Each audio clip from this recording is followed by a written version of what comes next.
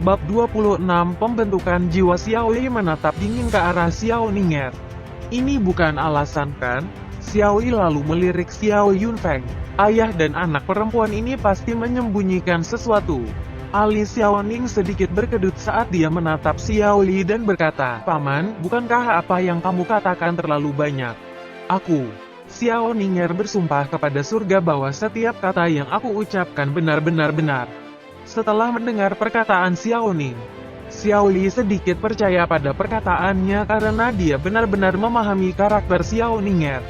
Xiao Yi terdiam beberapa saat sebelum melanjutkan, karena teman itu adalah teman keponakan Ning. Mengapa keponakan Ning tidak pergi dan meminta rumput kabut ungu itu kembali? Mendengar kata-kata Xiao Yi, ekspresi Xiao Ning berubah. "Paman, apa maksudmu? Dia adalah orang yang memintaku untuk membeli rumput kabut ungu itu. Jika aku memintanya kembali, bukankah aku akan menjadi seseorang yang menarik kembali kata-katanya?" Masalah ini menyangkut kepentingan keluarga. Wajah Xiao Yi memerah saat dia berdebat. "Xiao Yi, biarkan masalah ini selesai. Bahkan jika kita memintanya kembali, apakah dia akan mengembalikannya?" Mata Xiao Yunfeng dengan lembut menyapu Xiao Yi. Tentu, dia tidak akan membiarkan Xiao Yi memaksa Ning'er seperti ini. Tidak perlu. Kita harus melihat asal-muasal pihak lain. Xiao Yi sedikit mencibir dan melanjutkan, "Jika pihak lain tidak memiliki asal apapun, ini tidak berarti bahwa kita tidak dapat mencoba membuat mereka mengeluarkannya." Mendengar perkataan Xiao Yi, kemarahan Xiao Ning di dalam dirinya mulai melonjak. Teknik naga bersayap petir dalam dirinya tidak bisa ditekan lagi dan mulai beroperasi. Ranah jiwanya terus bergetar. Suara samar angin dan guntur bisa terdengar, cahaya cian meledak ke langit. Aura kuat mulai menyebar ke empat arah. Dalam sekejap, dipengaruhi oleh emosi yang kuat yang menyebabkan kekuatan jiwa Xiao Ning melompat, ranah jiwanya sepertinya sedang mengalami transformasi. Apa yang terjadi? Apa yang terjadi dengan Ning'er? Xiao Yunfeng membelalakan matanya dan menatap Xiao Ning dengan heran. Xiao Ning'er baru saja naik ke peringkat perunggu bintang 1 belum lama ini. Bagaimana dia bisa memiliki kekuatan jiwa yang begitu kuat? Kekuatan jiwa yang dipancarkan dari tubuh Xiao Ning bahkan menyebabkan roh iblis peringkat emas seperti dia merasa tertekan. Xiao Yi juga menatap Xiao Ning'er dengan heran.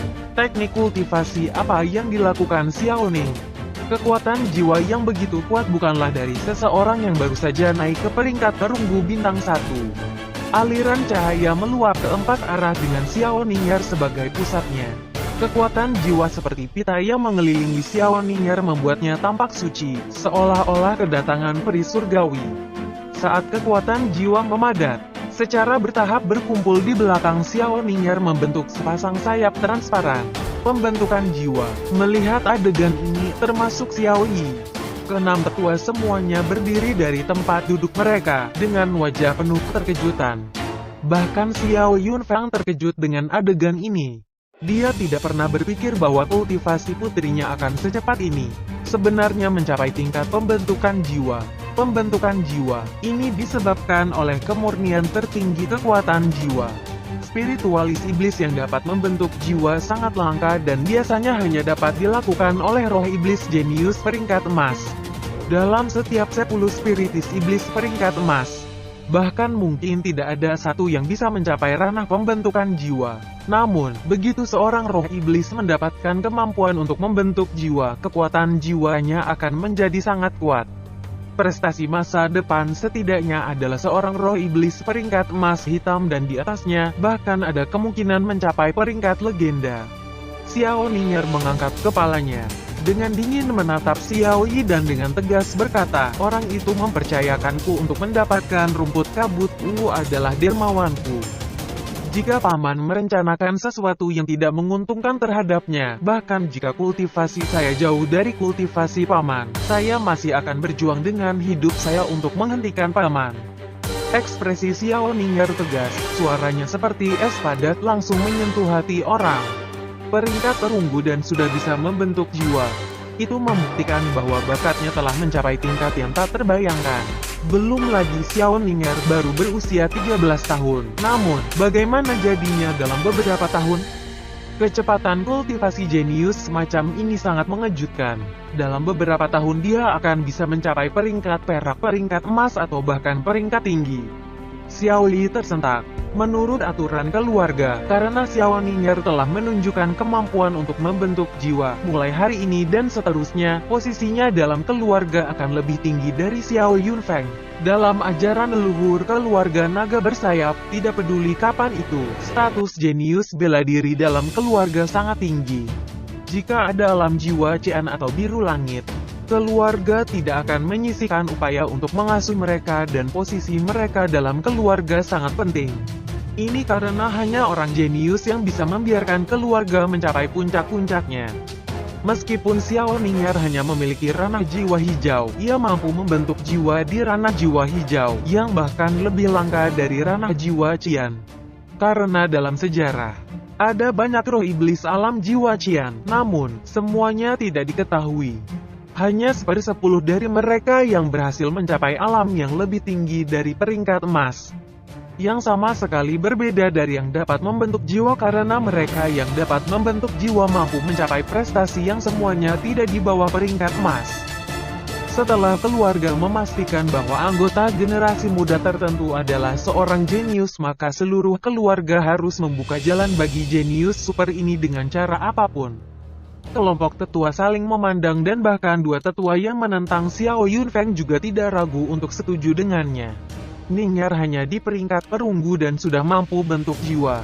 Prestasi masa depannya akan luar biasa. Selamat untuk tuan rumah, selamat Ning'er.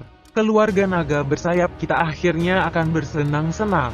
Bahkan beberapa tetua yang awalnya ingin Xiao Ning'er menyerahkan rumput kabut ungu semuanya mengungkapkan senyum senang di wajah mereka dan tidak bisa menahan untuk mengucapkan kata-kata pujian. Untuknya, bakat yang diungkapkan Xiao Ning'er terlalu mengejutkan. Tidak ada yang bisa membayangkan sejauh mana Xiao Ning'er bisa tumbuh. Mendengar pujian dari beberapa tetua, Xiao Yunfeng merasa nyaman dan tertawa.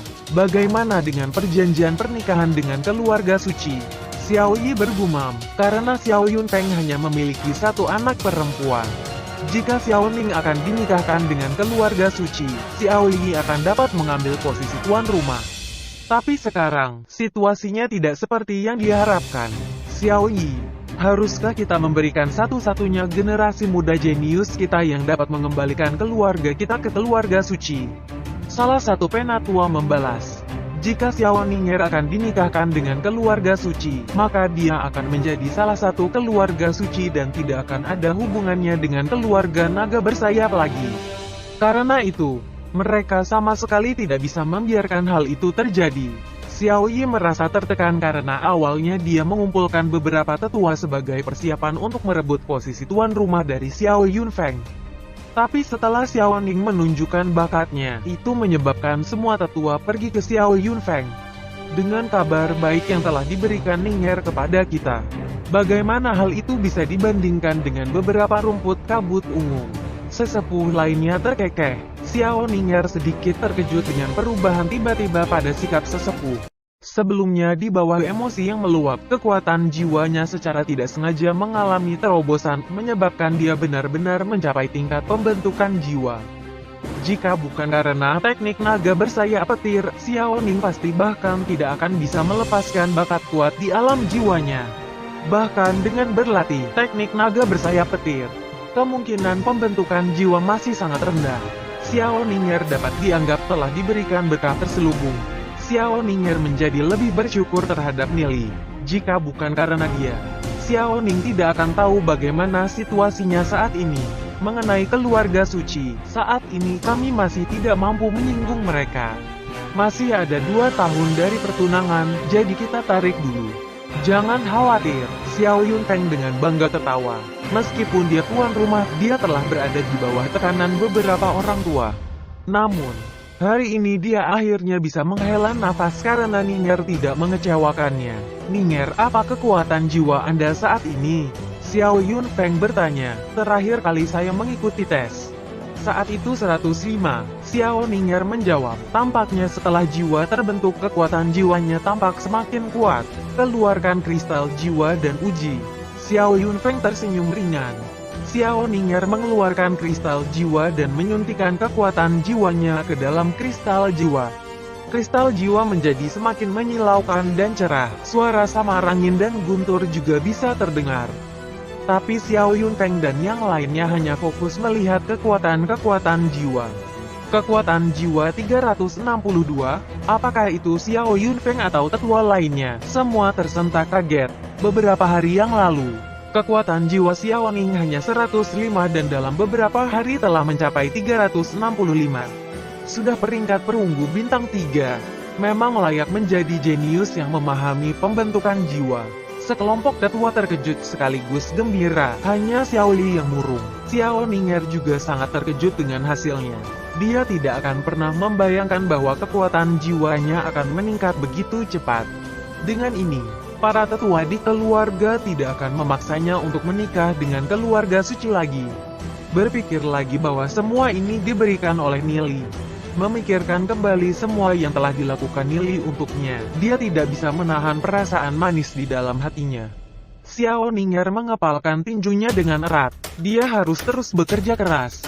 Hanya dengan memiliki kekuatan yang cukup dia bisa menyingkirkan kebutuhan untuk menyerah di bawah tekanan keluarga suci dan dinikahkan dengan Sensei. Di malam yang sunyi, Nili saat ini berlatih sambil duduk bersila. Secara bertahap masuki kondisi meditasi, alam jiwanya juga dalam kondisi sangat tenang. Mengoperasikan teknik Dewa Surgawi. Energi langit dan bumi di sekitar mulai berkumpul di tubuh Nili.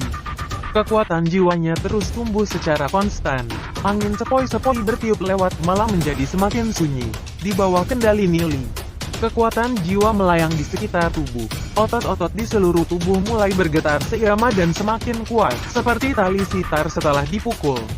Ini adalah efek yang disebabkan oleh teknik Dewa Surgawi, mampu melatih kekuatan jiwa dan meningkatkan kekuatan tubuh fisik secara bersamaan. Nili berhenti berlatih setelah tengah malam. Dia harus melakukannya sampai kekuatan jiwa cukup kuat. Jika tidak berlatih di tengah malam akan menyebabkan efek samping.